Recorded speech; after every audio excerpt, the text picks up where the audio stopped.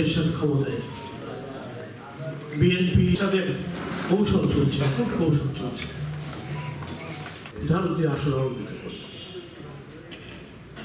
আমরা 9 জন এবং বুঝাতে সক্ষম হলাম যে এরশাদ বিএনপিকে ভাইস চেয়ারম্যান আব্দুল সত্তার সাহেব চেয়ারম্যান, সেখানে হাত দিয়ে ধরলেন জিয়াউর রহমান।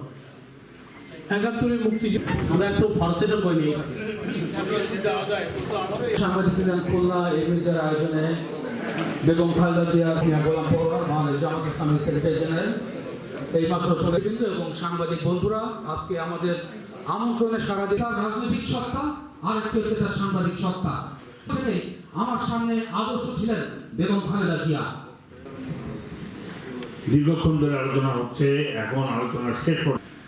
তো এটা আমাদের সংসদীয় শাসন ব্যবস্থা, আমাদের জুডিশিয়ারি, আমরা ওনার এই